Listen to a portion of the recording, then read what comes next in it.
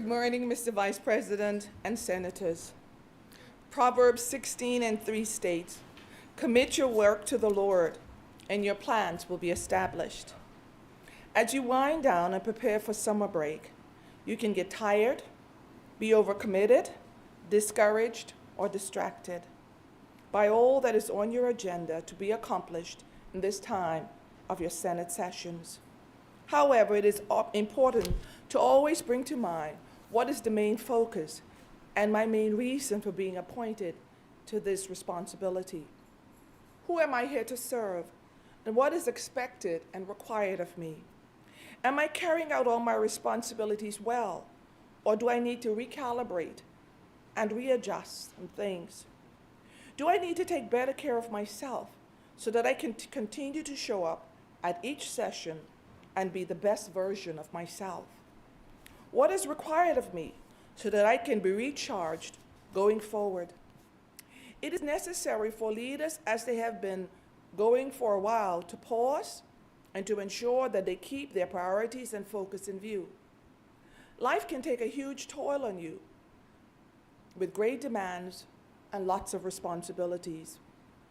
But wise persons know when to stop. Proverbs 4:25-26 states, "Let your eyes look directly forward and your gaze be straight before you. Ponder the path of your feet, then all your ways will be sure." Someone has said, you don't get results by focusing on results.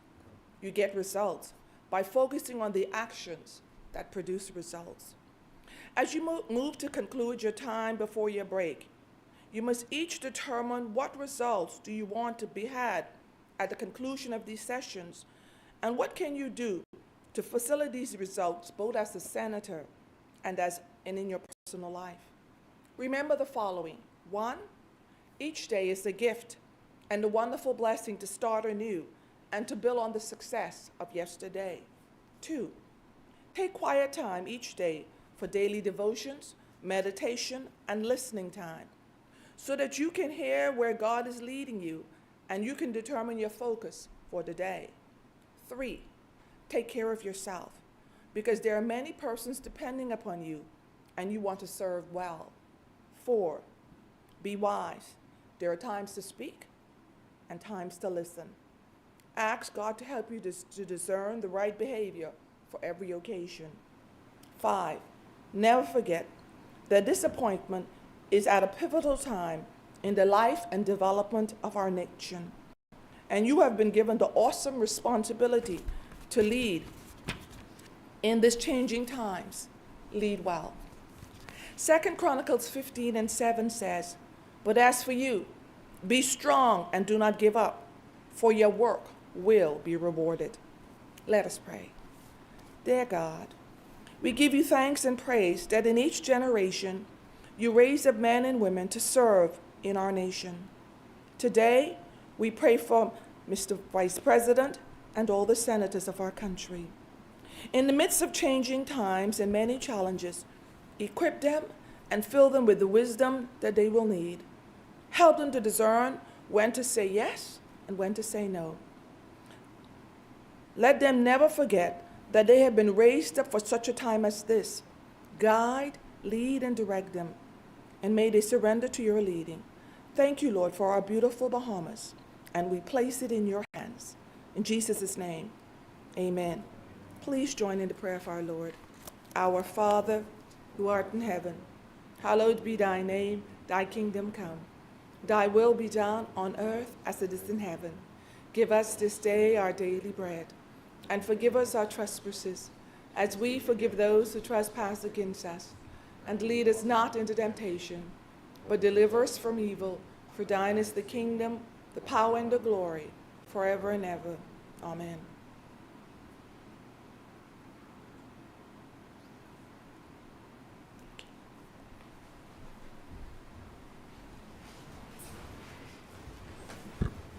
Good morning, Senators.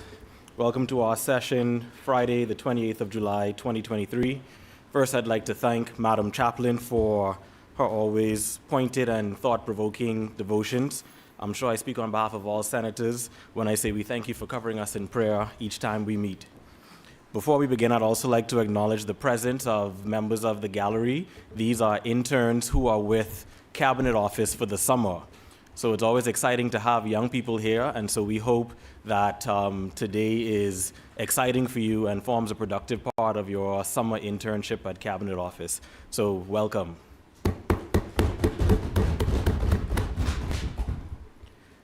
Adoption of the minutes. Thank you, Mr. Vice President. Mr. Vice President, I move that the minutes of the session of the Senate held on Tuesday, 25th of July, 2023 be adopted. Is there a second? Second. It has been moved and seconded that the minutes of the 25th of July, 2023 be adopted as laid. All those in favor say aye. Aye. All those opposed say nay. The ayes have it. The minutes are adopted. Motions for leave of absence, leave to resign. Swearing in of new senators. Communication by the President. Messages from the Governor General. Messages from the House of Assembly. Message from the House of Assembly.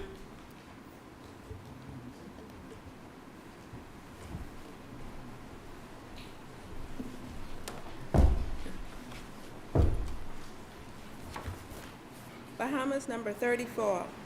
Message to the Honorable the President and the Honorable members of the Senate from the Speaker and representatives of the Honorable House of Assembly.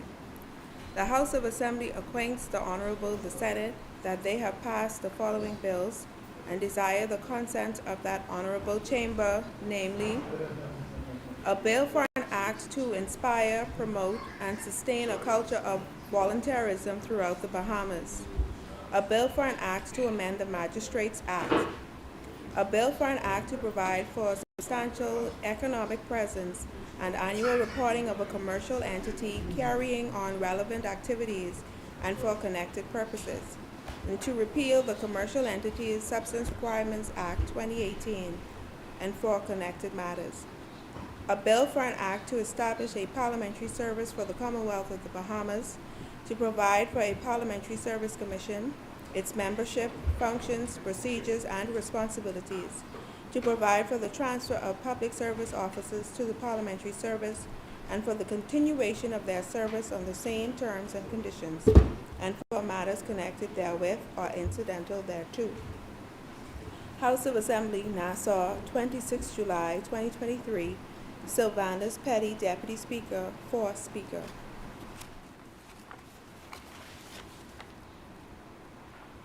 Bahamas number 35. Message to the Honorable the President and Honorable members of the Senate from the Speaker and representatives of the Honorable House of Assembly. The House of Assembly acquaints the Honorable the Senate that they have passed the following bill and desire the consent of that Honorable Chamber, namely, a bill for an act to provide for the protection of and support for victims of violence, to establish the Protection Against Violence Commission, to enable the Bahamas to fulfill certain obligations arising under regional and international treaties, and for matters connected therewith. House of Assembly, Nassau, 27 July 2023. Sylvanus Petty, Deputy Speaker, for Speaker.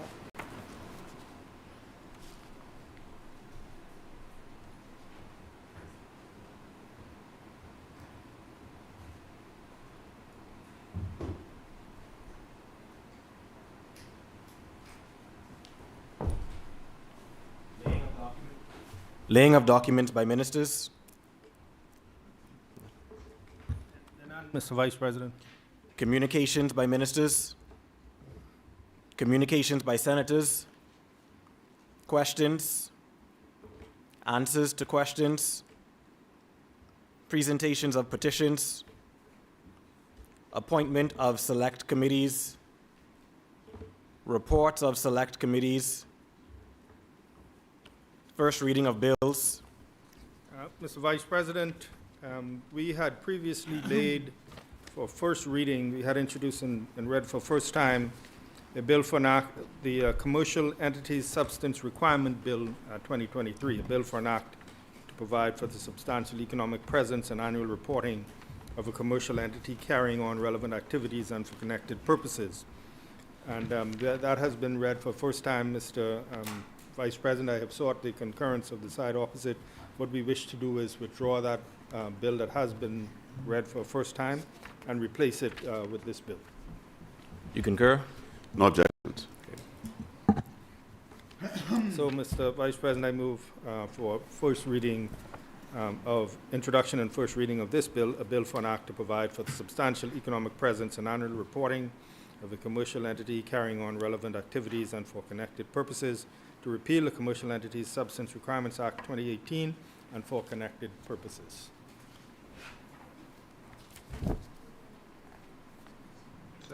Is there a second? It has been moved and seconded that the following bill be read for a first time. Commercial Entities Substance Requirements Bill 2023.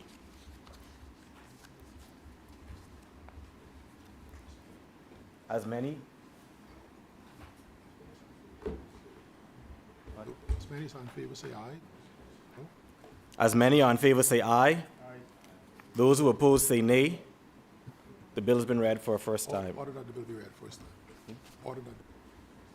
Ordered that the bill be read a first time. A bill for an act to provide for substantial economic presence and annual reporting of a commercial entity carrying on relevant activities and for connected purposes. To repeal the Commercial Entities Substance Requirements Act 2018 and for connected matters. For the first reading. For the first reading of bills. And none, Mr. Vice President. Second reading and committal of bills.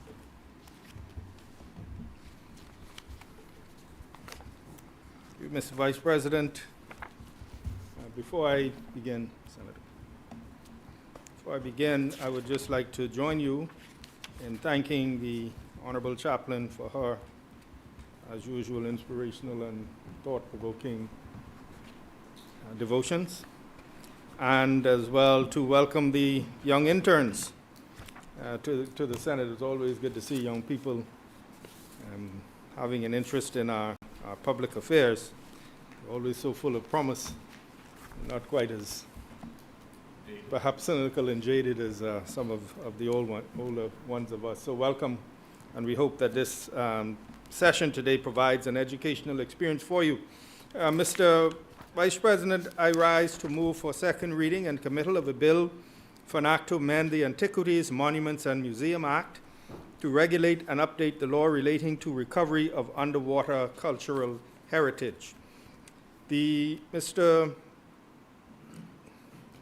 Vice President, this is an amendment to the Antiquities, Monuments, and Museum Act of 1998, which was assented to in 1999, it was passed in 1998, assented in 1999, and that Antiquities, Monuments, and Museum Act of 1998 was subsequently amended in 2011, and the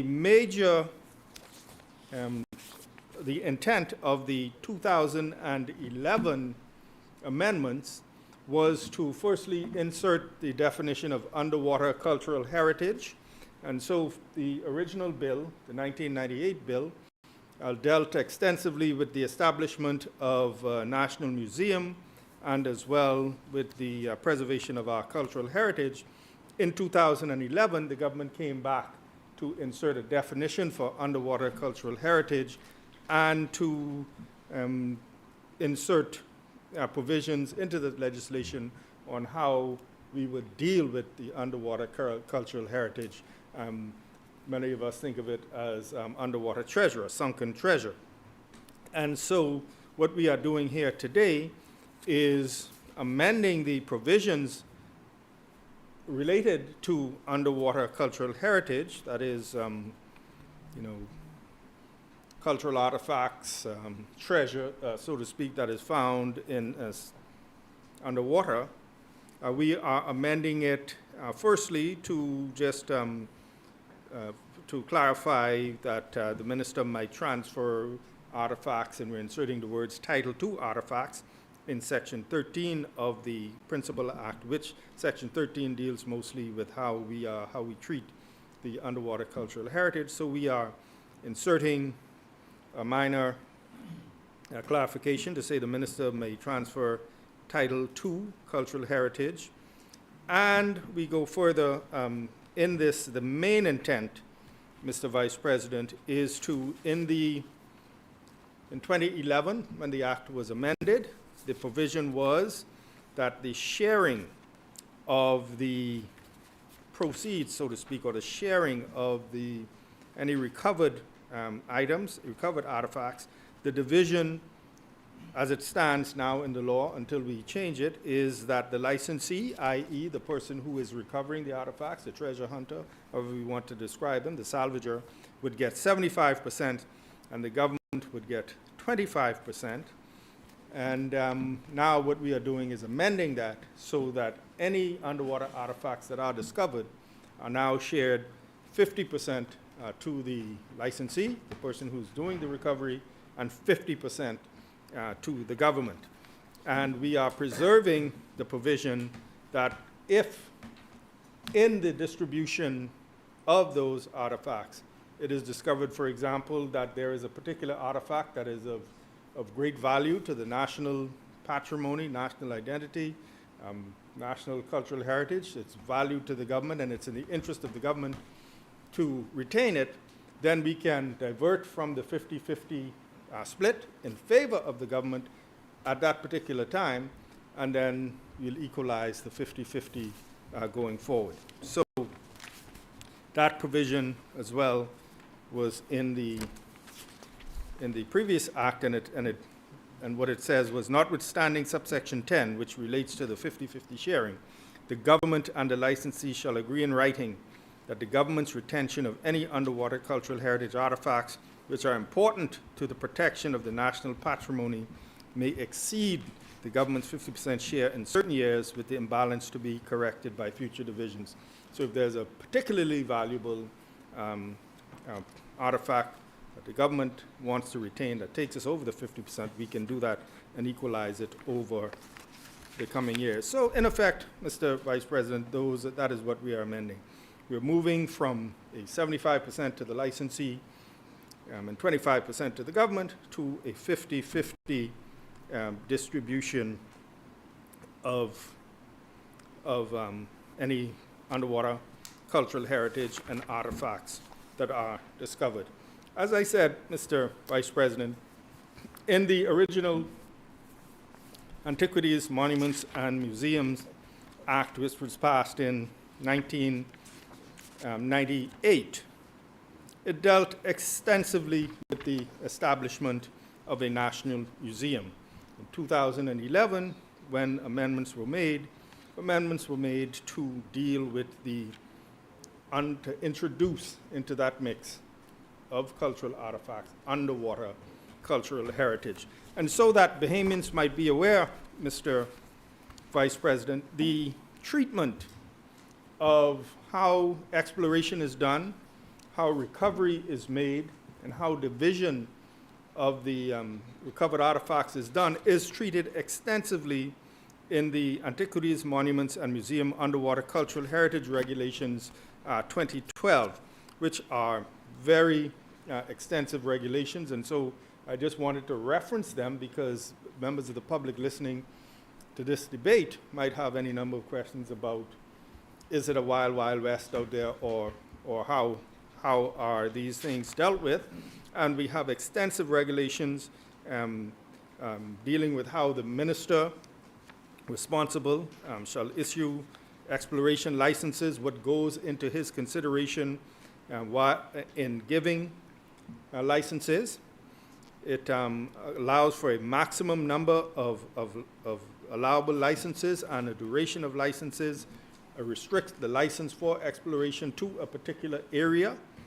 It prohibits certain practices like knowingly making false statements or discovering, and if they discover something, an artifact, and do not report it to the government, if they go ahead and begin to recover without the knowledge of the government, removing any objects or makes a discovery but does not give complete information or does any obstruction. So it requires that any exploration firstly be done. There must be an application. There's a license given. There's a restriction on the number of licenses, a restriction on the area that that license covered, and it prohibits certain penalties, for example, going ahead and recovering without approval. It provides for the inspection of recovered artifacts. The minister might designate persons to undertake these inspections, to look at what is recovered, examine work that's already done, and make sure that the licensee is acting in accordance with his license. It also requires that for every project, the regulations require that for every project, there must be an archaeologist engaged in the project, and that archaeologist must be a qualified archaeologist with certain qualifications. So every license granted requires an archaeologist with, for example, a graduate degree in archaeology, minimum of 1 year experience, a demonstrated ability to carry on research, and so the archaeologist must be qualified. Every project must have an archaeologist. That archaeologist must be qualified, and they have certain responsibilities that are set out in the regulations, the primary of which is ensuring that professional archaeological standards are maintained in the recovery of any artifacts. And so there's a process of application, a process of reviewing the application, and if it's denied, an individual can appeal, of course.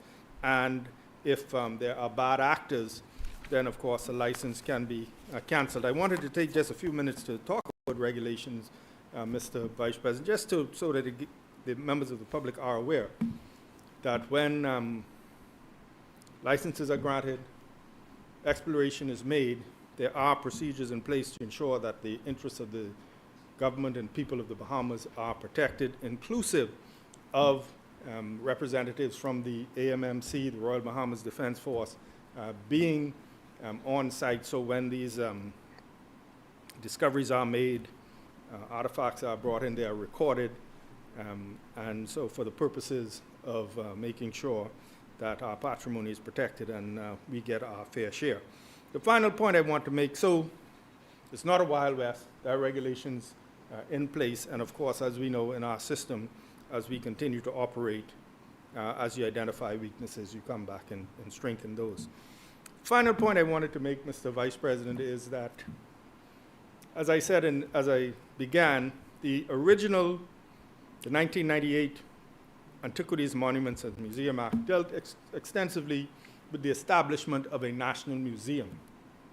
I've had a conversation with some involved, and I was very, very encouraged to hear that steps are now underway to accelerate the establishment of our National Museum, inclusive of architects and some of those preliminary works being done. I'll leave the announcement to the minister responsible, which is the Minister of Education, but I can say that I was advised that extensive collaboration and conversations with UNESCO and other international organizations with a view to establishing the National Museum, and it's important. All the funding they need, right? All the funding they need. But I did say, yes, I did say to the gentleman I spoke to yesterday that it's so very important to start, to begin, because you can begin and then continue to build. National museums are important, Mr. Vice President, because it ties us, connects us to our history. I remember the first time I traveled to London years ago, and one of the first things that struck me was the amount of statues and monuments that they have in the city. And I was struck. I was, boy, these people really memorialize their history and their heroes, and that is something that we can take, Mr. President, Vice President, because as you visit museums and you see the stories told of our forefathers and foremothers. It's not only is it educational, but it is also inspirational, because as stories are told about what our forefathers have overcome in any manner, any number of fields, then it provides an inspiration to us who are here, that these troubles that we find and challenges that occasion our existence, if our forefathers with much fewer resources could overcome, then surely we can do it ourselves. And I think that is, to me, that is one of the most important features of a national museum, to be able to allow us to look back and see where we have come from and to inspire. So we look forward to that formation of that National Museum. And so, Mr. Vice President, with those few words, I want to move for second reading and committal of this amendment to the Antiquities, Monuments, and Museums Act. And we look forward to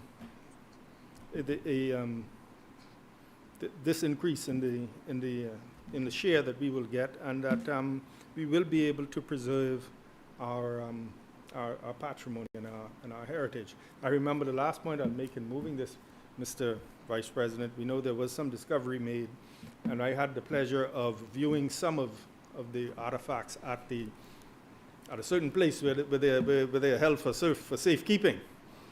They were brought out, and we were able to view it. And I was, Mr. Vice President, I was so impressed with the local expertise in terms of being able to identify and to be able to speak with confidence and knowledge about a coin that was minted in 15-something, and what was happening during that period, and what was inscribed on the coin, and how what was inscribed told a story of what was happening at that time.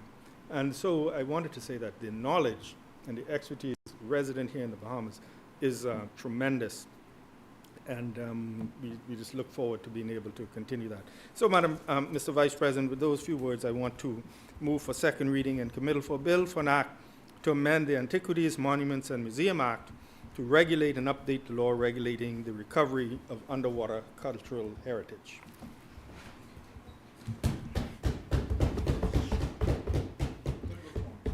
Is there a seconder?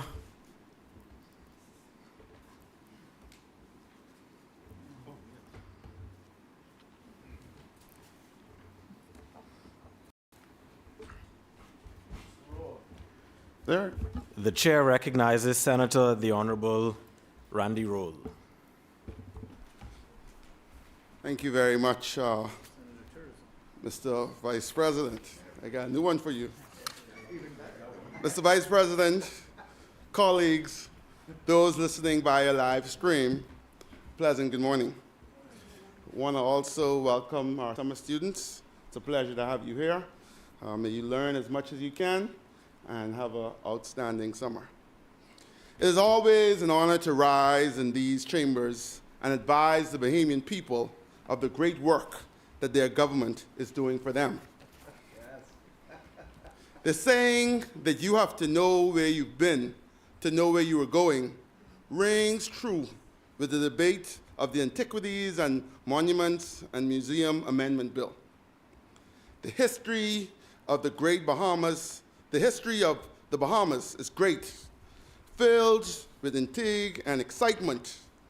And from the arrival of Christopher Columbus and the Lucayan Indians to piracy and prohibition and all the cultural heritage in between.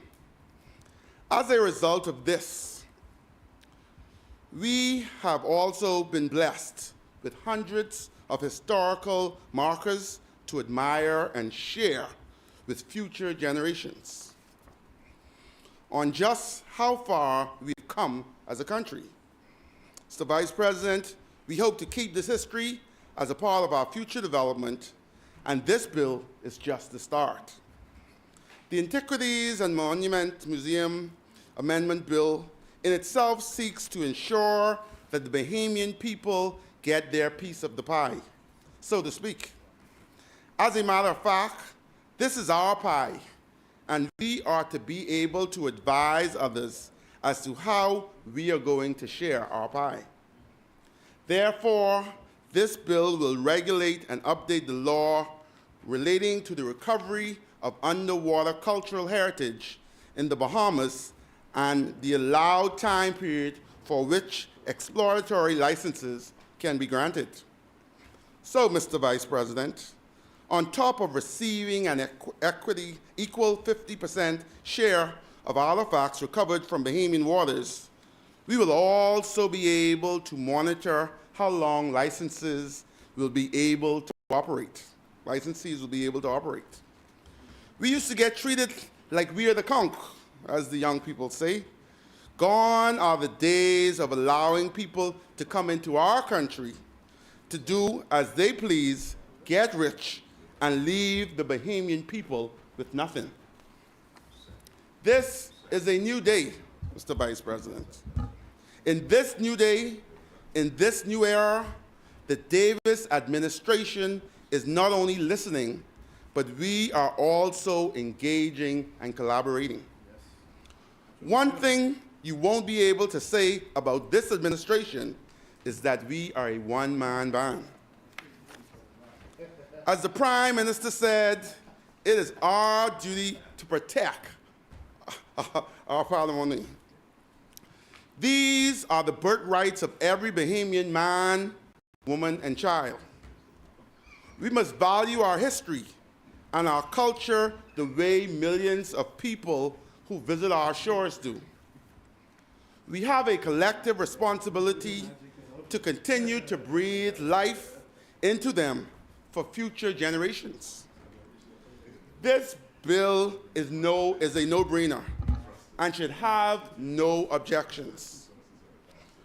We are talking about preserving our history and preparing for our future. Mr. Vice President, while we are on such an important topic, I think it is only fitting that I now provide a quick update on my constituency of Bay Street and the wonderful stakeholders who take pride in this area. Yes.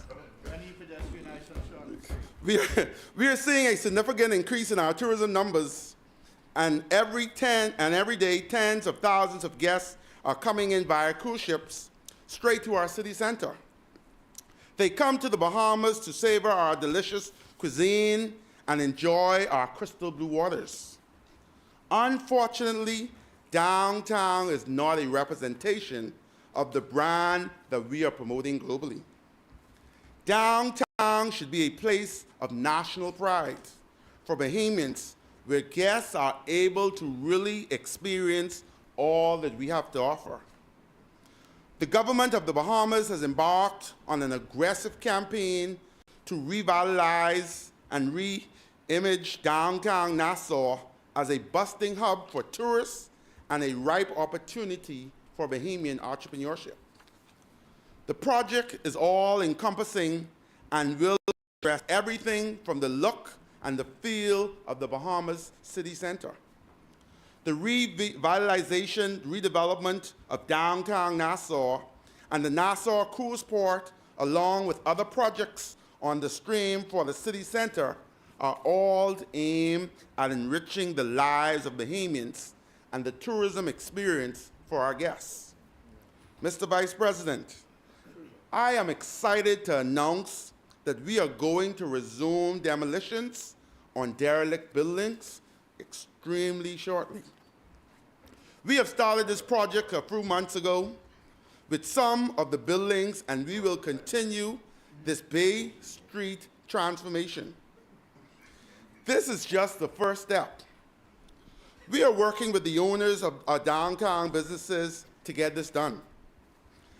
They have been very helpful and accommodating, and they see the value and importance of this growth and development for the entire country at large. Mr. Vice President, we have drafted an action plan, and we are working with AMMC to ensure that we are doing this the right way. While we would love to preserve some of the more historic buildings, if any owners have zero intentions of working with the Bahamian people, then hard decisions must be made. We want Bahamians to see, touch and feel the value of the work being done. The time is now to stop letting the world pass us by for the sake of preservation. Tourism numbers are only growing, with guests begging for more authenticity. Other city centers around the world are having their own jollification. Every major country has a city center that rivals our own. Only thing constant is change. Therefore, we have to keep evolving. One might say that we have to keep up with the world. I want those naysayers to know that we're playing checkers, not chess. It's time to step it up and be better than our best. And it starts with my constituency and our city center. The Bahamas is currently nominated for awards for Best Cruise Destination, the Caribbean, and Best Romance Destination. And if you ask me, we are the #1 tourist destination in the entire world. In one of my previous contributions, I mentioned that we are the party. We have to maintain it, or we will lose it. This means showing the world what makes the Bahamas so amazing outside of our sun, sand, and sea. Mr. Vice President, along with the cleaning of Bay Street area, we are also currently in discussions to erect an authentic Bahamian experience to bring downtown Nassau back to life. As I said before, we are not just trying to preserve history, we are making history. Therefore, I am also proud to advise that this Honorable Senate, the Downtown Revitalization Team, has recently begun talks to create an historical attraction in the back of Rawson Square, just behind the bust of Samila Butler. Not in this building? This attraction will be an impressive experience that will give guests a glimpse into the milestones of our beautiful country. We are working with an historian and a local artisans who will be pulling this vision together. Mr. Vice President, we believe that this has the potential to attract thousands of visitors to downtown Nassau. We feel this will be a good draw for tourists coming off the ships and seeking to find out more about the country they visit. I believe that my constituents, like the vendors, the storefront owners, the cruise ship visitors, and everyday Bahamians that traverse downtown daily, are ready for change. What you are seeing, colleagues, is this administration's blueprint for change in action. This downtown revitalization is about Bahamian empowerment and national development that we are so excited to see materialize. We are moving to safeguard our heritage. Bahamians with more oversight and more enforcement and more development through our work inside and outside of these chambers. Mr. Vice President, with those few words, I support this bill. Thank you.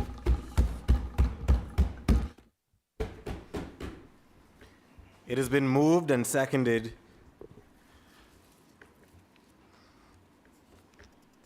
that the following bill be read a second time and committed. A bill for an act to amend the Antiquities, Monuments, and Museum Act to regulate and update the law relating to recovery of underwater cultural heritage. As many,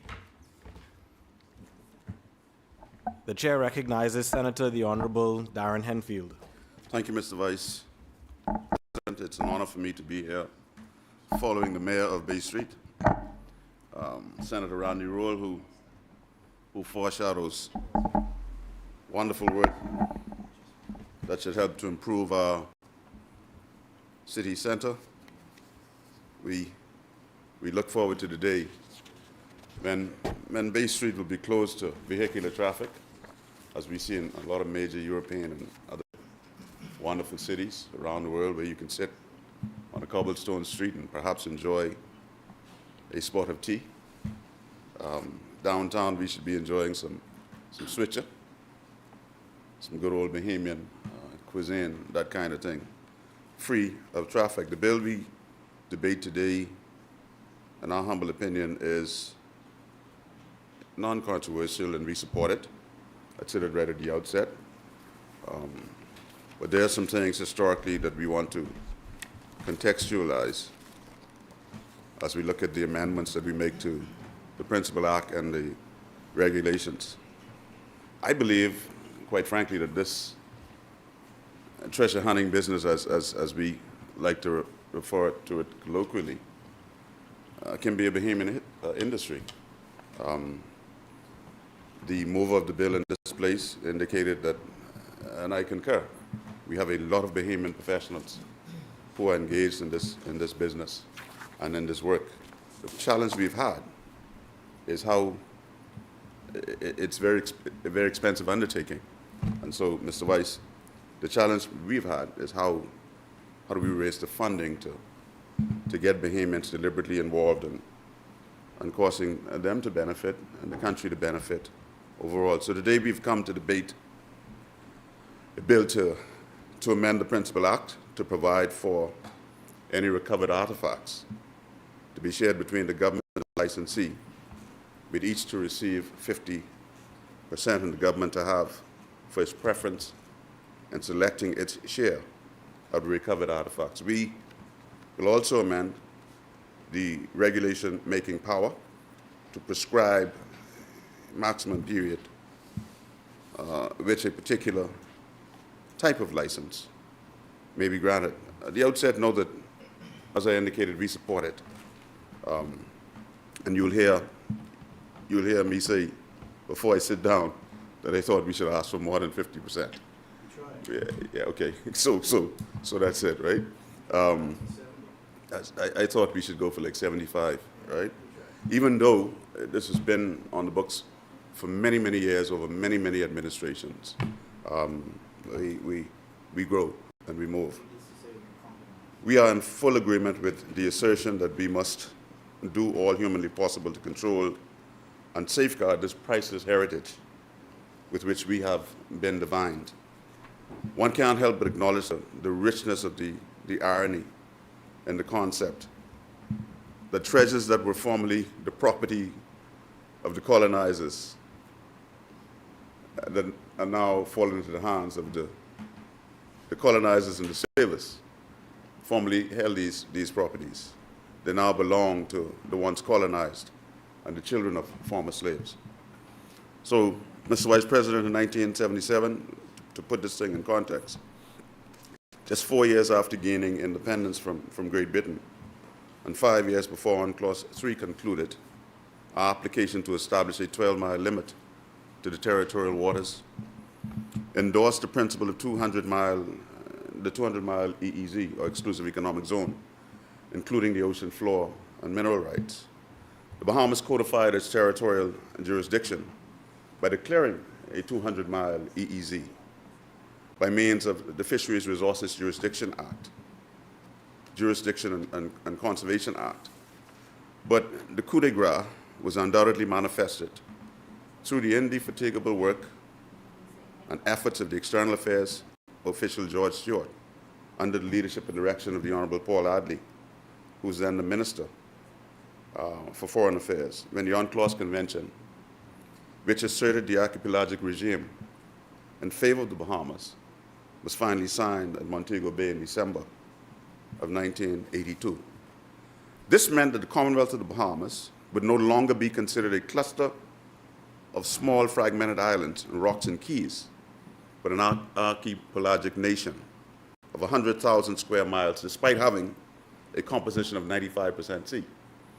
I don't know that Bahamians fully appreciate what that means, because it means, to me, in my mind, that despite having 95% coverage of sea, we can still be considered a contiguous landmass, inclusive of our water, giving us quite a territorial stretch.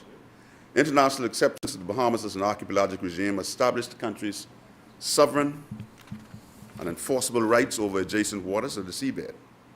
The convention was brought into force domestically through the passing of the Archipelagic Waters and Maritime Jurisdiction Act of 1993.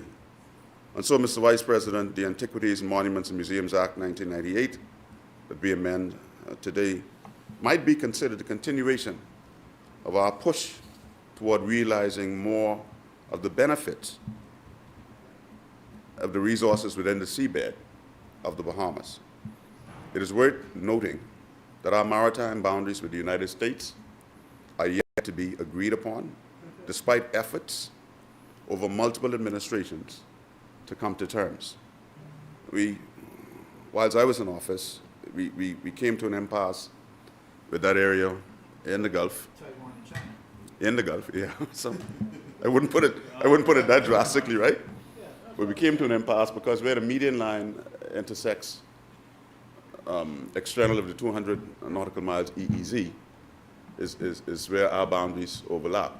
And the law, in international law, what should happen is that should be divided equally, as it was, I think, in 2012 when we settled our boundaries with Cuba, just to the south of us. And so we share a median line where we intersect within the EEZ, but we cannot seem to come to that place of agreement with our good friends to the north. It is also worth mentioning that our neighbors to the north themselves have tremendous potential in the discovery of sunken treasure. And they introduced a federal law, the Abandoned Shipwrecks Act in 1988. And this act provided that all treasures recovered from wrecks immediately became the property of the state in which they were discovered. Well, that's our law basically as to what it is now for us. It's our property if it's discovered in our seabed. The law was intended to give states the opportunity to preserve and protect historical shipwrecks from looters and salvagers and who are operating outside of the purview of that state. Some believe that the waters of the Bahamas are overflowing with untold wealth and riches in the form of sunken treasure. In an online article updated the 8th of August 2022, entitled Sunken Jewels, Buried Treasure Uncovered in the Bahamas from Iconic 17th Century Spanish Shipwreck by Angelica Stabile of Fox News, the principal of Allen Exploration, Carl Allen, is quoted as describing our waters as a playground of shipwrecks. Allen's interview was precipitated by his organization's discovery of the wreckage of the two-deck Spanish galleon Nuestra Señora de las Maravillas, Our Lady of Wonders, which sank in Bahamian waters on the 4th of June, 1656, more than 360 years ago. It is estimated that the wreckage has recently yielded, thus far, some 3,000 silver coins and 25 gold coins, along with cannons, anchors, emeralds, amethysts, and more. And they still haven't found the big one yet. They still haven't found the big one yet. They still haven't found the big one yet. You know, I too had, like the minister, I too had the privilege of looking at some of the discoveries with our Bahamian experts some time back, and it's a marvelous thing to behold. It's a marvelous thing to behold, the treasures and the wonders that are right in Bahamian waters. The find is estimated to be worth in the region of at least 1.6 billion, not million, $1.6 billion. As such, the wreckage of the Maravilla has been described as undoubtedly the most valuable treasure ship that has ever been found in the New World. Mr. Vice President, although it is good that we are making these amendments to better allow control over our patrimony and heritage, it's my considered view, as I've stated at the outset, that we should have gone for a 75-25 split. The Attorney General assured me that we tried, and we came to a happy medium, appreciating that the law also provides that the government will take more in the agreement with the licensee, that licensee will sign. And so we will still be able to capture the lion's share of what we'll be able to set a floor. as to what we retain as a part of our patrimony. We would assess the accrued expenses. You know, if we move to a 75-25 split, we'd ask the licensee, you know, show us quantify what you spent. We pay you that, and then we take the 75, you take the 25 of what's left. I'm, however, very pleased that we are finally moving, remember, aggressively to engage trained marine archaeologists and others to be involved in these explorations. I personally recall my days as a young Marine, having been assigned to one of these explorations. And in an explorer's ship, not having a clue as to what I was looking for. Because as we've indicated here today, the Defense Force and then the government is now moving to hire archaeologists, professionals that will be a part of these explorations, which we think is also a wonderful idea. So who can, through their scientific knowledge and education, identify these things these treasures when they're brought up. As a young Marine, all I saw was a fossilized black rock, right? And I said, this thing must be worthless. But then, through painstaking effort and work, I saw recently the way they cleaned them up, and it's a wonder to behold to get to that treasure. And so, even our Marines should have a modicum of training when they're assigned to these vessels. Everything looked the same to me. It all looked like a black rock, right? and it could have been real treasure. It could have been real treasure that I couldn't appreciate what it was. And so for us to engage a level of expertise to help assess Bahamian patrimony, potential Bahamian patrimony, is very, very important. I agree with those who have the view that the treasures recovered from historical shipwrecks ought never to be sold off, but kept in perpetuity for the people of the world. We are the custodian of these treasures. And just like the pyramids of Egypt, the tombs of the great pharaohs, these things should be held in patrimony for our 5 million, 8 million tourists to come and have a look at. In our case, the treasure would be kept in a properly appointed museum where the millions of tourists that come ashore every year. We'll have access to them and leave at least behind $1 to help us maintain these facilities. I heard the minister speak to the revitalization of the National Museum, and that's the kind of thing that we ought to be looking at. Island Explorations, living up to its commitment to establish the museum in Freeport, is laudable, but I'm forced to ask the question as to whether this is the best place for the museum at this time, given the challenges that we have in Freeport at the moment. It is estimated that the new port facility downtown will receive nearly 5 million tourists, Mr. Mayor, a year. Can you imagine a dedicated space within the port until we get? I mean, it requires some logistics. Some logistics, right? Yeah, bring them out. We bring them out. But can you imagine a dedicated place near the port, right?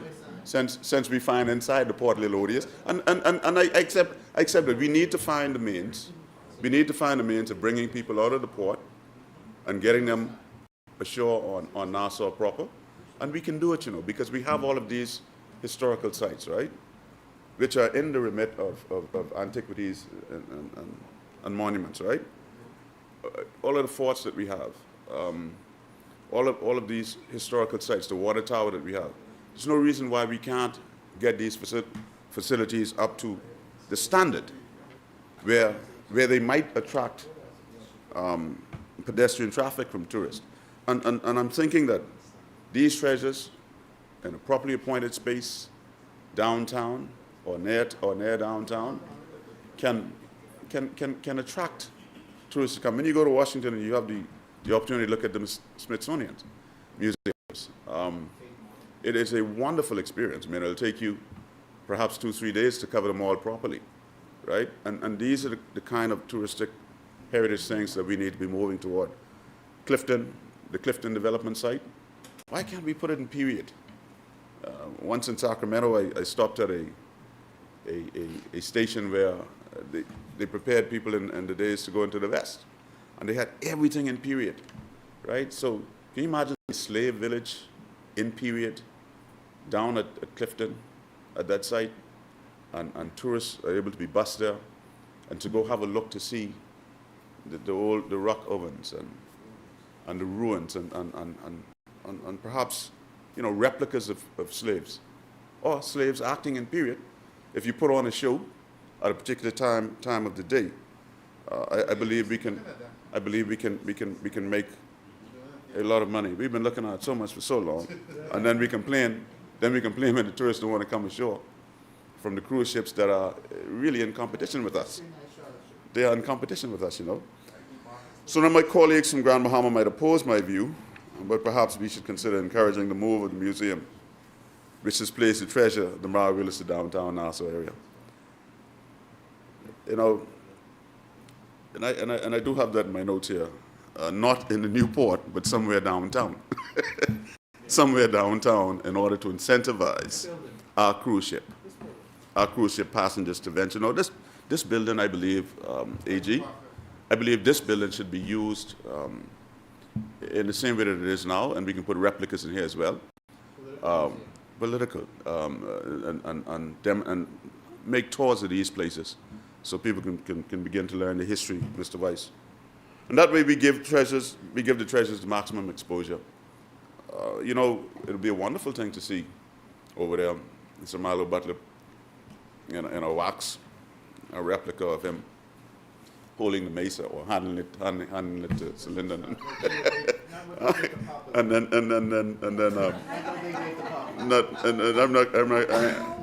I'm not going there with you. I'm not going there with you. You know, that would be a good thing to see. Consider the Senator Randy Roll. If 2.5 million, half of our potential 5 million cruise passengers would have to go through that museum, at least. Just say half, but let's get overly ambitious, right? Let's just say half. And the way the Smithsonian operates is they don't really ask you for a fee to enter, but they encourage you to leave, you know, something to show your appreciation of what it is to maintain. And so we can build our very own Smithsonian Museum around these treasures.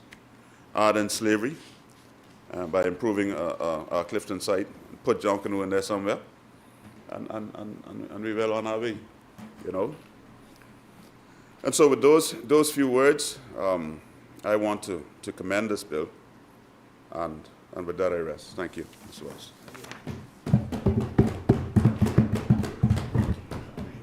As many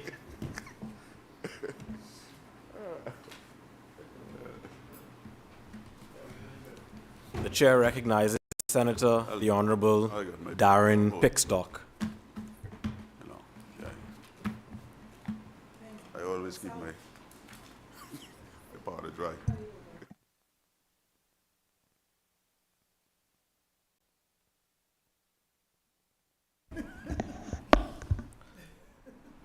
Morning, Mr. Vice President. Mr. Vice President, I too would like to join my colleagues in congratulating the summer students who are at the Cabinet Office. And I too would like to wish them well on their internship, and may they take full advantage of the learning experience. Yep. As Vice President, I rise to contribute to the Antiquities and Monuments Bill and the regulations before us today. Mr. Vice President, at the outset, I would like to thank and also again congratulate all of the players who were involved in bringing us to this point. I would like to especially thank the Attorney General and his team as well for again bringing us to this point. Mr. Vice President, at the onset, I would like to say today is about patrimony. It's about ownership, sovereignty, national pride, and embodies the animus of sovereign wealth, Mr. Vice President. I deem it quite prophetic and historically important for this bill and the regulations to be up among us and to be among the first matters we are asked to debate as the celebrations of our 50th anniversary of independence are still engaged.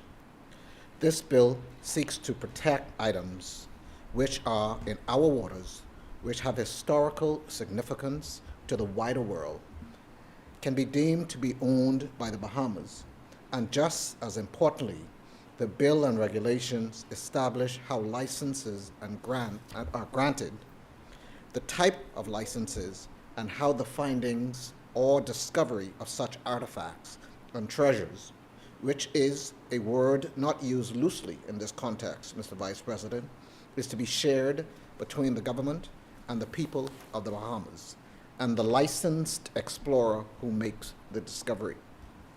The bill and regulations, as the Minister has outlined, sets about to create the framework for how local and international explorers may enter the Bahamian archipelago by ocean to search for what is commonly known and referred to as treasure. Mr. Vice President, nations around the world have intensified their laws and practices to protect their historical artifacts and items discovered in their territories, on land and on sea, from looters, scavengers, and pirates. In many instances, we constantly hear about former colonies of imperial nations demanding the return of certain artifacts and items which were taken during occupation or conquest. This bill and regulation shows that the Davis administration is cognizant of the unique position the Bahamas sits in all of this. The history of piracy in the close of the 17th century.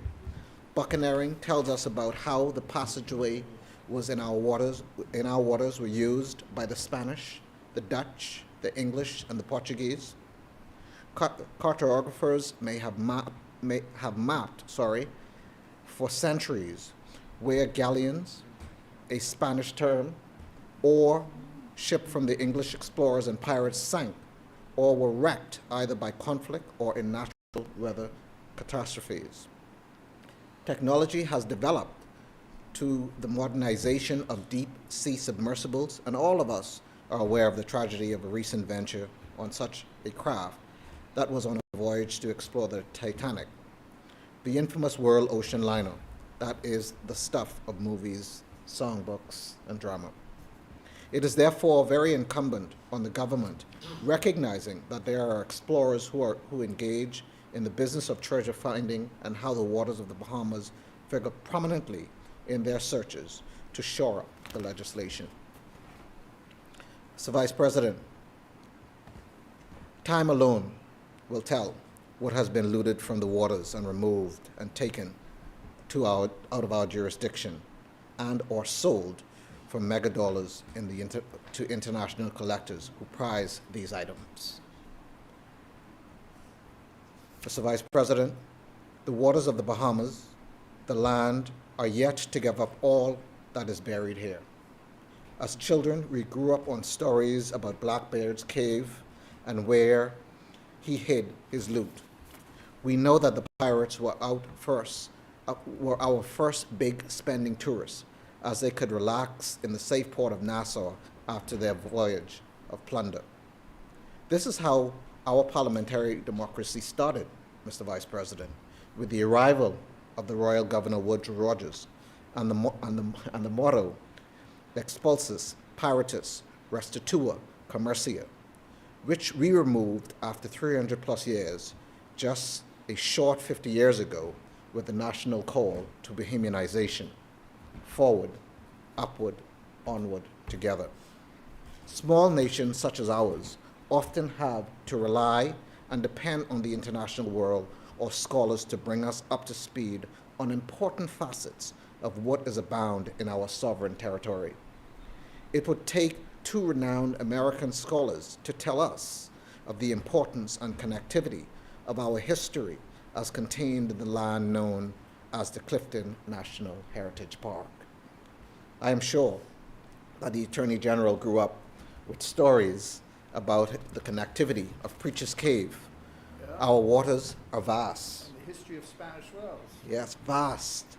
And the Bahamas Defense Force is considerably challenged by human smuggling, narcotics, trafficking, and poachers. Different adventures. The legislation, the antiquities, and the monument and the regulations will provide the buffer and the template to better regulate our waters and to have a firmer grasp on who and where and what may be happening in so much as explorers and treasure hunters are engaged. Mr. Vice President, there is an important aside to all of this. These ancient halls are dancing in spirit this morning on the tabling of this bill, Mr. Vice President, and the regulation. The bill seeks to define how what is sometimes referred to as the spoils are to be shared between the government and private company given license in the Bahamas to explore or search for such artifacts, treasures, sunken historical vessels, and aircraft in our seas and waters. The bill gives the government first pick of choice as to what of the boundaries or loot that has been recovered belongs to the Bahamian people. The split is 50-50, Mr. Vice President. There once sat in your chair, Mr. Vice President, in this honorable chamber, a distinguished first daughter of the Commonwealth of the Bahamas, Dame Dr. Doris L. Johnson, who at the dawn of the decade of the 70s began to educate Bahamians on the need to protect and have oversight of the many treasure seekers who operated illegally in the then colony of the Bahama Islands and were hoarding artifacts away to other lands for sale to international collectors for megadollars. Mr. Vice President, in my research, I discovered that Dame Doris happened upon this interest when she served briefly as the Minister of Transport in the Pinling PLP government. The first woman, of course, to serve in cabinet. When the Bahamas became an independent nation, Dame Doris Johnson, having demitted the cabinet and serving as president of the Senate, entered into a joint business relationship with an American treasure hunter who was on the trail of the Spanish galleon, he said sank near the tongue of the ocean with precious jewels, amongst them gold and silver bars. Mr. Vice President, Dame Doris also promoted a workshop where Bahamians were invited to inspect the plans of these treasure hunters, and to consider investing in these projects. The Bahamas did not just happen, Mr. Vice President. There are any number of stories which shape and define how we have emerged. Treasure seekers have been in our waters looking for the lost city of Atlantis, so they say, Mr. Vice President. There are reports from persons in Bimini which have been published, which claim such seekers discovered stones on the ocean floor which suggest the remains of an ancient city, and those stones were taken out of the Bahamas.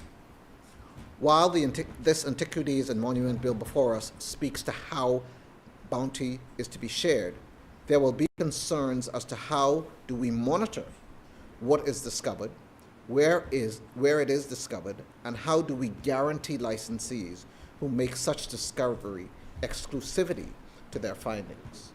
Modern-day piracy, Mr. Vice President, does exist. The regulations are very thorough, and licensees are given permission for certain areas and time frame. And of course, Mr. Vice President, there are the corporate people and charlatans, Mr. Vice President. Those international scam artists who come into our country and stir up excitement by declaring they have found a cache of immense value. Mr. Vice President, you and I know that all is quite quiet on the Family Islands until it comes down to a row on what they call a little misunderstanding or who owned the land. Mr. Vice President, in the situation I just spoke about, where in a very recent event, on two family islands, there was the eureka cry from the treasure hunter that a cave with pirates' multi-million-dollar bounty has been excavated. Mr. Vice President, everybody was on Bahamas Air or the mailboat heading to their lawyer in Nassau with their great-grandfather's last will and testament in their briefcase to prove that the land where the treasure is alleged to be located is owned by them.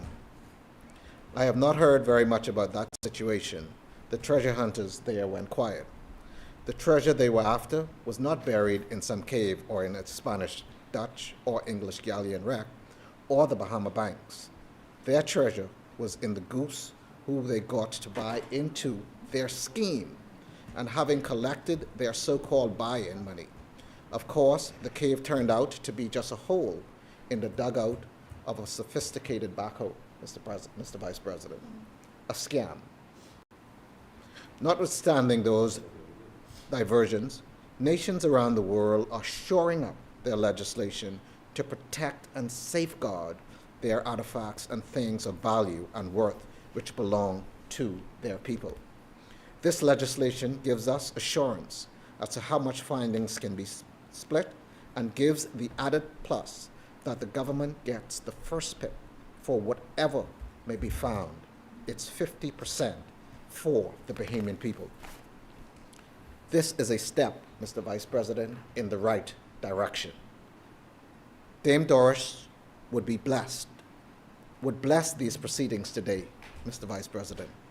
This was a part of her passion, and as in most revolutionary things she put her shoulders on, she met fierce resistance, opposition, and unproven allegations.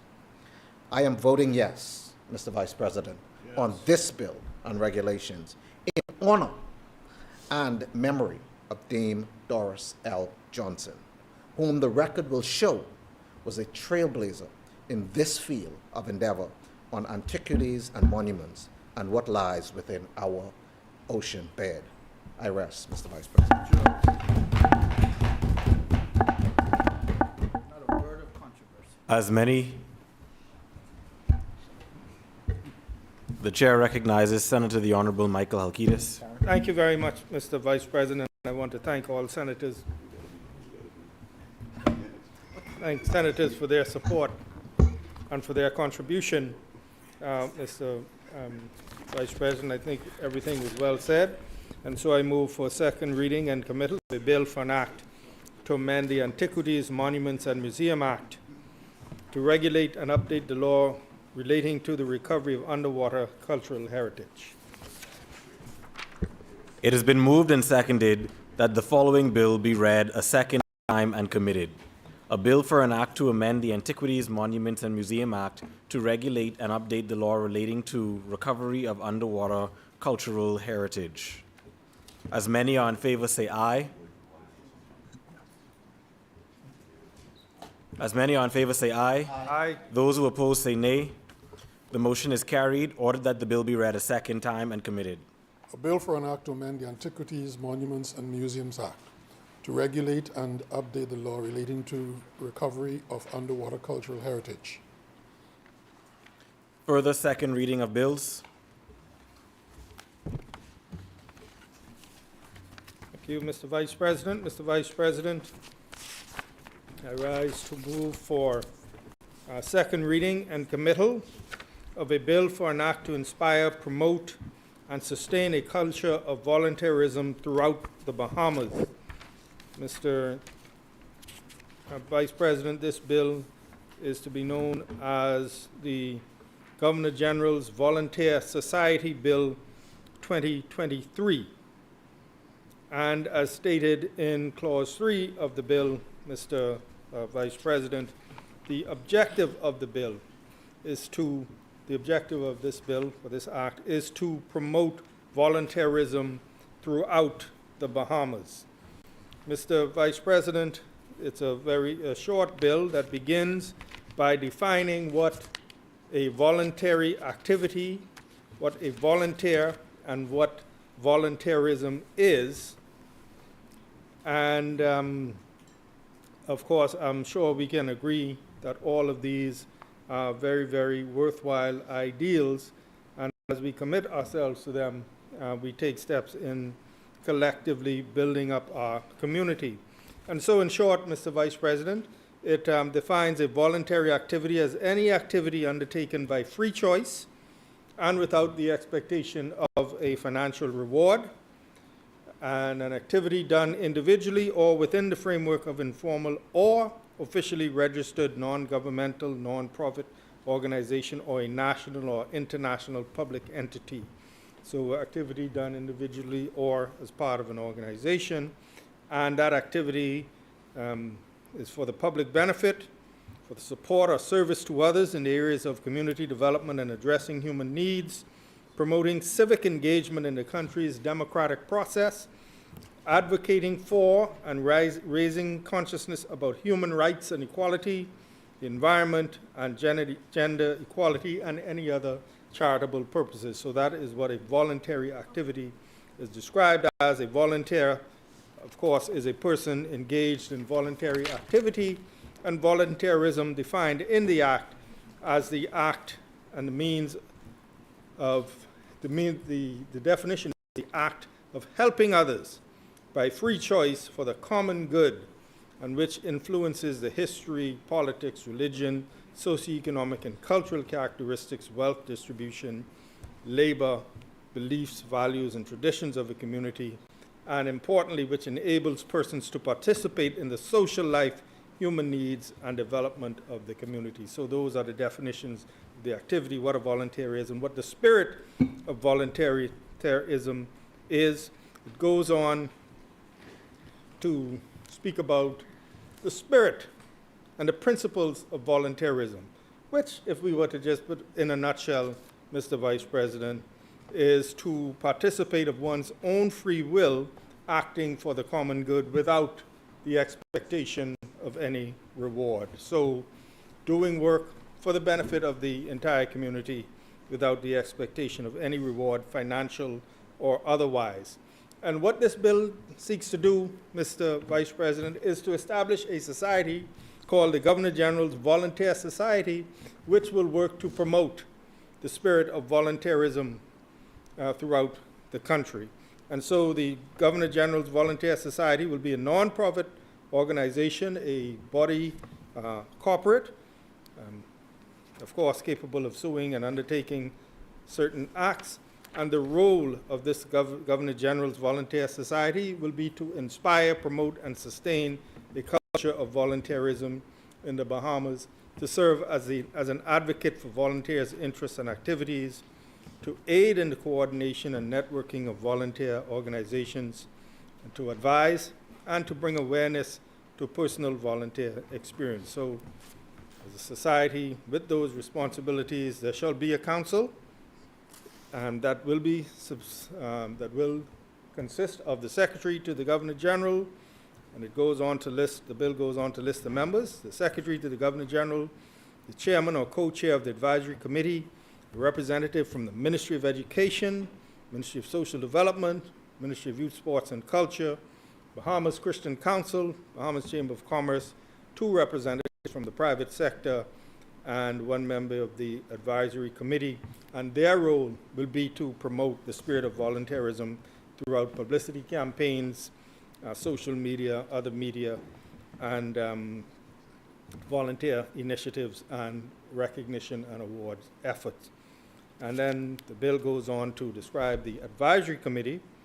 There shall be an Advisory Committee which will serve as a consultative body to the Council and shall assist the Council in planning, organizing, and implementing a national volunteerism program. This committee will be appointed by the Governor General and shall constitute an attorney at law with at least 5 years standing and a member of the Bahamas Christian Council and a representative from the Ministry of Social Services. The work of this volunteer society will be supported by a secretariat which will provide support and administrative services to the society, and their function shall be to administer the daily tasks necessary for the functioning of the society. They will promote and organize publicity and information campaigns, and recommend opportunities for technical assistance from other bodies, and to recommend volunteers to groups. So assign volunteers to groups based on their interests and their skills. And so, in short, the objective is, well, first of all, there's a recognition that in order to build our community and our society, the effort goes beyond those, for example, who are in public life, who are elected officials, or who are in government service, who are paid to do certain things, but it is dependent as well upon a spirit within all of us, that we will go above and beyond and give of our talents, of our treasure, of our ability to assist without any expectation of reward, the only reward being the satisfaction of being able to make that contribution. And it's an initiative by His Excellency, the Governor General. We think it's a worthy initiative that deserves unanimous support, which I think we have. And it is reminiscent, Mr. Vice President, of that biblical admonition to feed the hungry, to invite the stranger in, to clothe the naked, to visit the sick, to minister to the sick, and to the imprisoned. And as I said, the reward itself is not in remuneration and money, but is in the satisfaction that we are doing, going above and beyond to assist in the development of our country. And so, Mr. Vice President, with those few words, I move for second reading and committal of a bill for an act to inspire, promote, and sustain a culture of volunteerism throughout the Bahamas. Is there a seconder?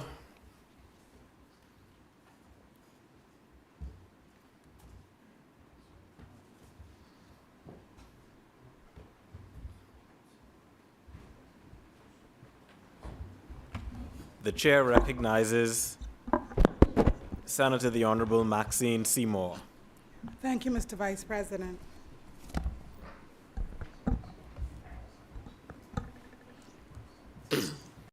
I rise to second the Governor General's Volunteer Society Bill 2023. As we would have heard, this bill seeks to inspire, promote, and sustain a culture of volunteerism throughout the Bahamas. And Mr. Vice President, volunteerism is a national duty and responsibility for all citizens and residents of our country. And this bill was championed by the Governor General, as we would have heard. It's his brainchild. In terms of timeline, the Governor General, the current Governor General, His Excellency Cornelius Smith, was appointed in June 2019. And shortly after that, in September, we know that Dorian made landfall here in the Bahamas. And so what the Governor General did at that time is he formed a committee of governmental and non-governmental persons, and he called it the Governor General Volunteer Committee. And it was purposed to promote volunteerism and a culture of volunteerism in the Bahamas, with the Governor General serving as the patron. And so that initial council, the first chairman would have been Barry Rassin, who we all know, who's a distinguished professional and philanthropist in our country, and out of Rotary, of course. The current chairperson is Lindsay Cancino, also out of Rotary. And so this sense of a national volunteer approach was born out of Dorian, like I said, and so the Governor General appointed the committee, and he got Barry Rassin, who was immediate past governor of Rotary at the time, to serve. And when the committee was first formed, we had members from the government, from the church, from civil society, from youth organizations and political entities serving on that committee. And the first meeting was held in November, on the 12th day, 2019. And like I said, the name of the program was Volunteer Bahamas, a call to action for a better Bahamas. The vision of that program was to inspire a culture of volunteerism throughout the Bahamas. And its mission statement was that Volunteer Bahamas exists to encompass, encourage, and celebrate those individuals and civic, religious, and charitable organizations, associations, clubs, and groups who contribute to a better Bahamas through volunteering and giving of their time, talents, resources, and efforts without expectation of reward. And you know, during that time, the Governor General would have traveled post-Dorian, and we know that our country was blessed in that so many persons from so many places in the world came to the Bahamas, and they got up on those roofs and they repaired them. They helped to do whatever they could to help get us back to some sense of normalcy after the storm. And so we are grateful for those who came in during Dorian and even most recently during COVID, setting up mini hospitals. As a small island nation, as smart, as talented, as amazing as our people are, when we're struck with crisis situations or emergency situations, a lot of it is often beyond our scope. Beyond our scope is people, beyond our scope in terms of resources. And so we're grateful for the partnerships we have with international agencies to help support us in these difficult times. But the Governor General also wanted to be the driver, to endure a sense of volunteerism among us as Bahamians, because the reality is that we need to also be passionate about getting involved, about helping our own country, our own fellow citizens and residents to progress, to move forward. For us, it shouldn't always be about having a hand out or open or expecting something in return or having to get a tip for something. As Bahamians, we have to want to give back as a part of our national responsibility. And so back then, of course, they worked hard and they formed this, they got their memorandum of understanding together and articles of association, and the Governor General had them registered with the Registrar General as a nonprofit. And the reality is, Mr. Vice President, who better to champion such a cause than the highest office in the land? That ought to be the vehicle by which we promote and encourage volunteer groups and a culture of volunteerism. Because there are so many volunteers who work throughout our country who go unnoticed, who sometimes need to be recognized. For example, there's a self-funded fire group in Abaco. They're voluntary. They set up and they function so that if something happens, they can help their community. They don't wait on somebody. They work hard all the time. And so the Governor General set out to recognize groups like this, people like this. Back then, I heard of a child who went and played the violin for her grandmother to feel better when she was ill, and then continued playing the violin for other patients who needed to have their spirits lifted, who needed to have music to help them feel better during that time of sickness. And so the Governor General set out to champion volunteerism and to recognize people like that. And so in Freeport, he would have recognized some people, but in 2022, just last year at Breezes, they would have held the first national ceremony to really recognize individuals and people who, organizations who help and who volunteer to help keep our country moving forward. And so the Governor General wants to encourage this, and I'm happy that we're now putting it into legislation so that future Governors General will be able to hopefully pick this up and carry it on and continue to really champion a culture, a mindset of volunteerism even after this current Governor General demits office. And so this reminds me of times like when we may have had Hands Across the Bahamas by Reverend C.B. Moss, or One Bahamas by Sir Raffle, who would have wanted to help unite the Bahamas. And so the reality is that the role of Governor General is a unification type role. It's a role that doesn't deal with divisions or party lines or any other divisions, but helps to really bring Bahamians together. And so, like I said, I hope that whoever, because, you know, there are a lot of names on the streets, but whoever succeeds Sir Cornelius will see the wisdom in really carrying this on. And so I'm happy that the legislation sets the framework to be built upon. And so, Mr. Vice President, we need volunteers. We need volunteers everywhere. We need them in sports. We need them at senior citizens or elderly homes. We need volunteers to help clean up our coasts and our beaches. We need volunteers. And so, like I said, I can't think of a better or more suited individual than the Governor General, who is apolitical, to really be the one to patronize this. And so it's very well suited, and this is a great start, and we can only go up from here.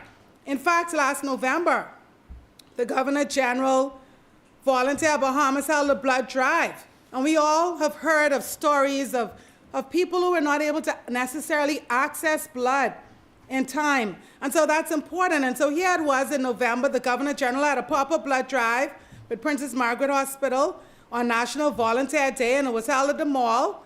It was on Monday, November 22nd, and of course, led by His Excellency, the Most Honorable Sir Cornelius A. Smith. And so this is a good thing to have this kind of thing promoted and championed, and to also recognize the volunteers, like I said, last November. And there were so many people, such a long list of individuals who were recognized and organizations that were recognized, like the Bahamas Girl Guides and the brigades, Boys Brigades, and Freedom Farm Baseball League was recognized. Great Commission Ministries and Kiwanis, the Marsh Harbor Volunteer Fire Department that I would have spoken of, and the Rotary Clubs, the Scout Association of the Bahamas Feeding Network, and Red Cross, the Girls Brigades, the Salvation Army, Zonta. These are all organizations that would have been recognized last November. So, Mr. Vice President, for the Bahamian citizens and residents out there, I want to make it clear that there's something for everyone to get involved in when it comes to volunteerism. There are so many social, environmental, and humanitarian issues that affect Bahamian communities and need our attention. So there's something for everyone.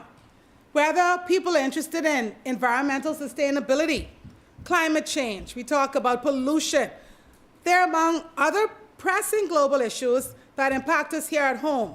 And so there are volunteer opportunities that help to promote sustainable practices, conservation, and renewable energy. And if that doesn't suit someone's fancy, there's poverty alleviation.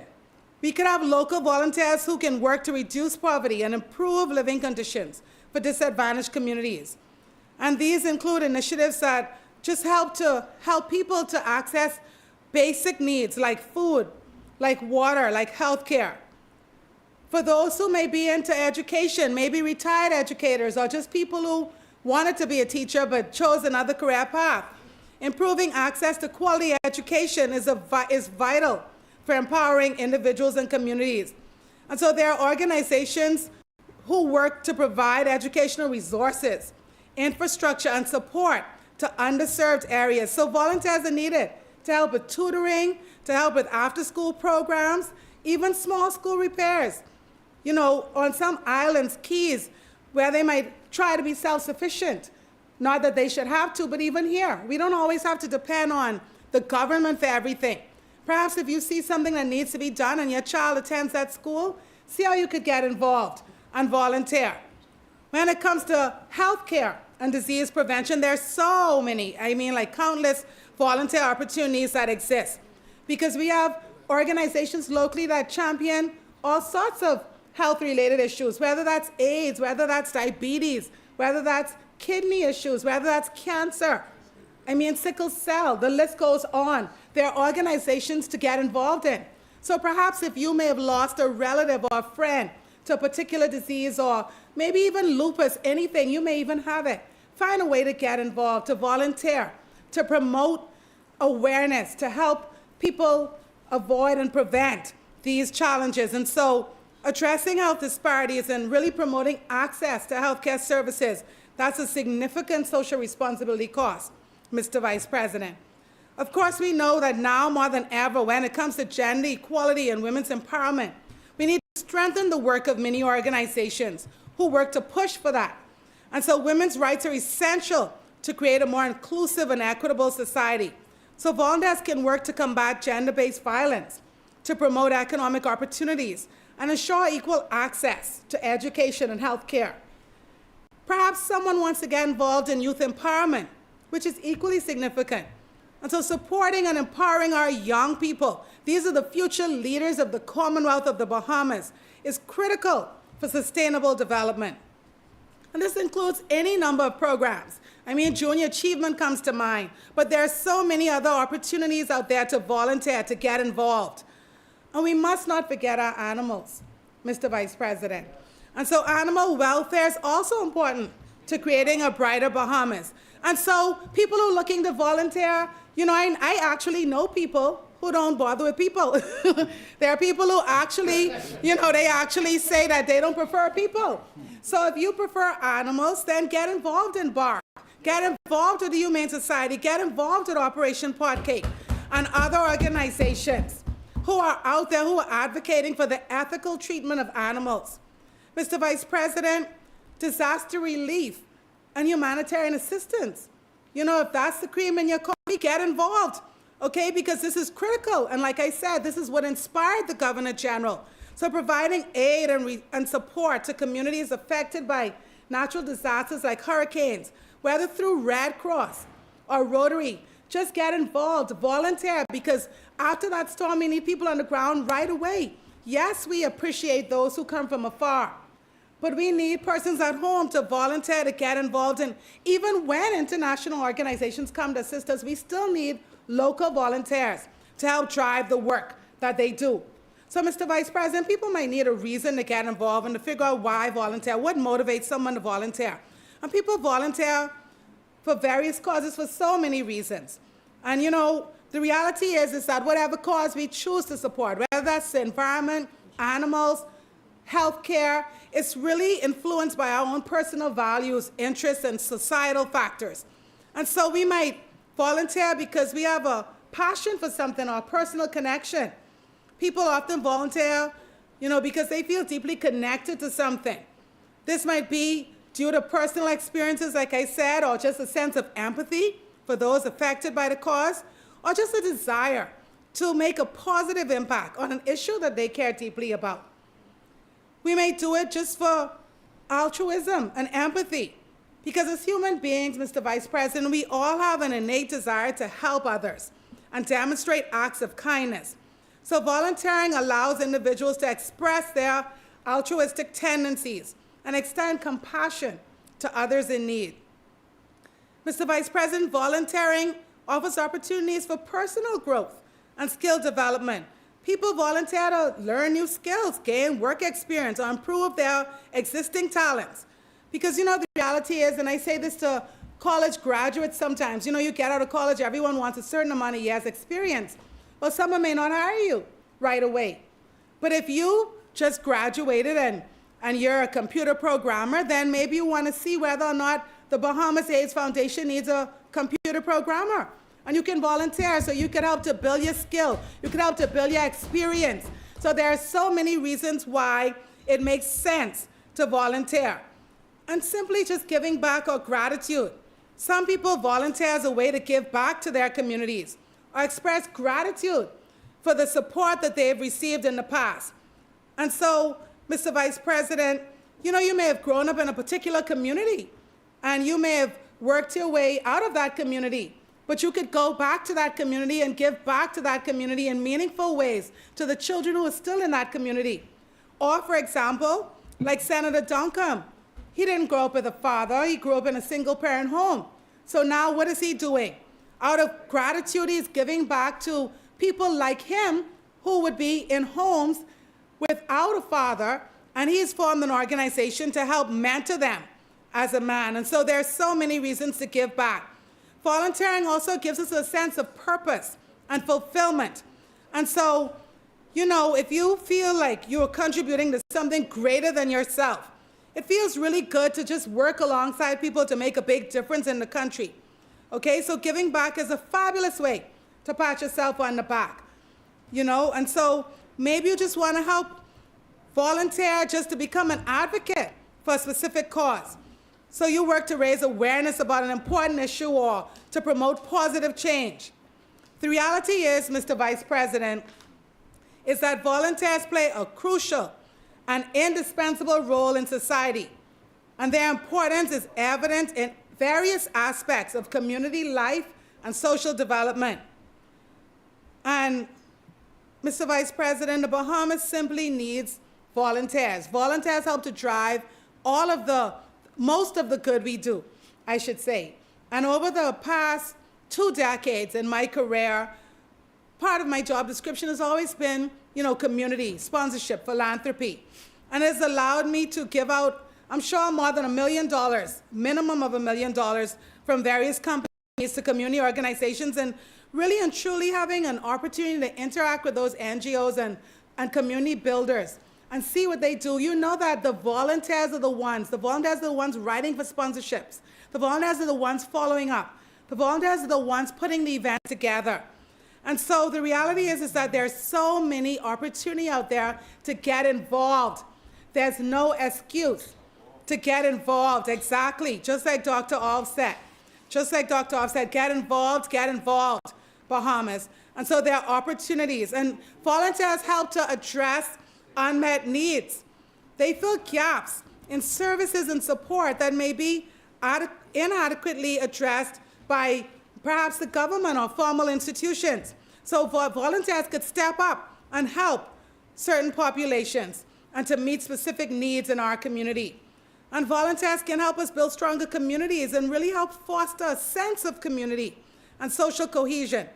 So volunteerism brings people together, people from diverse backgrounds who work together toward a common goal and helping to create a stronger and more connected society. So the reality is that friendships are formed. Friendships are formed in Rotary, in Kiwanis, just working together on projects, perhaps links, perhaps Operation Potcake. You get to know people. You might get to know and network with business contacts. The reality is that there's so many advantages for volunteering. And Mr. Vice President, it really helps charitable and nonprofit organizations to, they rely heavily on volunteers in order to function. Because without volunteers, there's no way that nobody, first of all, wants to contribute to an organization knowing that most of the money is going to a salary. So volunteers really help these organizations function. There's no way Hands for Hunger would be able to distribute all their food without volunteers or Great Commission.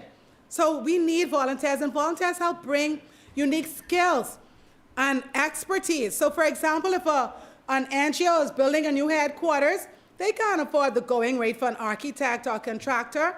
So they need volunteers, someone to say, you know what, I'll give back. A lawyer might say, okay, I'll take it pro bono. And this is the way we help these organizations to continue to survive. So we need volunteers to bring these diverse skills and experiences and expertise to the table, Mr. Vice President. And when people see others volunteering and making an impact, people want to get involved. They see you doing it, they want to do it. So they want to know, oh, how could I join or how could I help? And so that's even for the volunteer themselves. Volunteering helps to boost your mental health and well-being. Because studies have shown, Mr. Vice President, that volunteering can have positive effects on mental health and overall well-being. It provides a sense of purpose, reduces stress, and increases feelings of happiness and fulfillment. It also supports cultural exchange. You get to interact with people from elsewhere, whether that's people who come here to help us, and you get to meet and maybe make friends from somewhere else in the world, or recently, for example, persons from your alma mater, Mr. Vice President, over the spring break, along with Alan White, they came from St. John's University all the way in Minnesota, and they helped to make a difference in our local community, to get things done that perhaps might still not be done if they hadn't come in. And Bahamian student groups have also traveled to other countries to get stuff done and to help the community, and those trips help to expose them to new places, new cultures, to meet people. And so there are unlimited benefits when it comes to volunteering, Mr. Vice President. Now, Mr. Vice President, I do want to encourage organizations, and even as the Governor General Volunteer Society helps to create the framework for volunteerism through our country, I really want to encourage organizations who work with children and young people to be mindful of the need to screen volunteers, because that is very important. Screening volunteers who work with children is of utmost importance to ensure the safety, well-being, and positive development of children under their care. Mr. Vice President, child protection is important, and it's the primary purpose of screening, to really identify those who may pose a risk to children. By conducting thorough background checks, interviews, and reference checks, organizations can prevent individuals with a history of perhaps abusive behavior or criminal activities from working with children. And that really helps in terms of parents and guardians who trust these organizations to provide a safe and nurturing environment for their children. So proper screening procedures give parents confidence that the volunteers who are interacting with their children are reliable and responsible and really suitable for the role. And Mr. Vice President, I'm no lawyer, but I'm going to ask our esteemed Attorney General to look at whether or not perhaps we might need to create specific laws and regulations regarding the screening of individuals who work with children, so that organizations who work with children will have to comply to whatever legal requirements we set up to avoid the potential liabilities and just ensure a safe environment. Because the reality is that not everyone who wants to work with children is suitable to work with children, and screening helps to identify individuals who really possess the necessary qualities and skills and temperament to handle the responsibilities associated of working with little children. And so screening isn't just about protecting the children, Mr. Vice President. It is also about protecting volunteers. Volunteering with children can be challenging. Parenting children can be challenging and emotionally demanding. So screening really helps to ensure that volunteers are well prepared for the role and are not placed in situations that might be unsuitable for them. But even in the absence of legislation, I believe we have an ethical commitment, a strong commitment to screening volunteers, because it sends a message to the community that the organization takes child protection seriously. And that could only lead, Mr. Vice President, to better program outcomes, because volunteers who have been appropriately screened and trained are more likely to provide positive and meaningful experiences for the children they work with. And so screening volunteers who work with children is very important, and I really encourage organizations to provide services to children and young people to implement robust screening procedures to help create a safe and supportive environment where children can thrive. Mr. Vice President, even with all that said, as I conclude, I beg your leave to caution parents. Mr. Vice President, the reality is that my advice to parents would be to trust no one. I don't care who it is. Trust no one. And be very aware of your child and their behaviors. Have conversations with them. Talk to them. Ensure that they know what is right, what is wrong.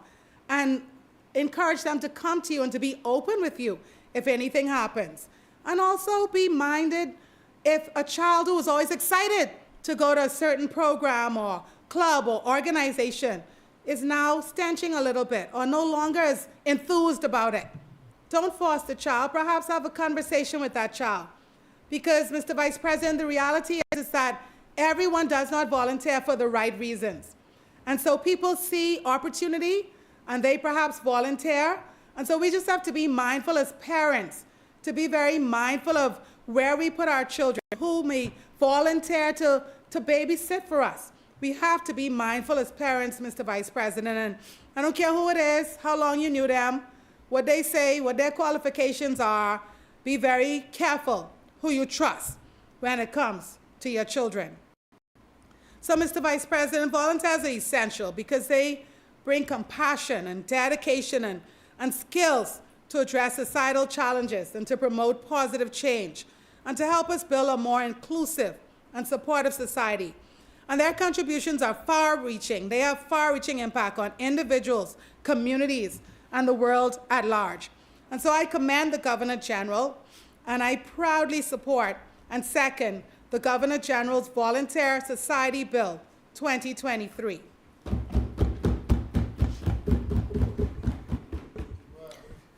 It has been moved and seconded that the following bill be read a second time and committed. A bill for an act to inspire, promote, and sustain a culture of volunteerism throughout the Bahamas. As many? In favor? What the question? Okay. As many are in favor, say aye. Aye. Those who are opposed, say nay. The ayes have it. The motion is carried. Ordered that the bill be read a second time and committed. A bill for an act to inspire, promote, and sustain a culture of volunteerism throughout the Bahamas. Further second reading of bills. Mr. Mr. Vice President, I would like to move that the business of the Senate be suspended until 1 p.m. this afternoon. When we return, we will deal with the amendment to the Magistrates Act. So, Mr. Vice President, I move that the business of the Senate be suspended until 1 p.m. this afternoon. Is there a seconder? Second. It has been moved and seconded that the business of the Senate be suspended until 1 p.m. As many are in favor, say aye. Aye. Those opposed, say nay. The ayes have it. The motion is agreed. The business of this Senate stands suspended until 1 p.m. today.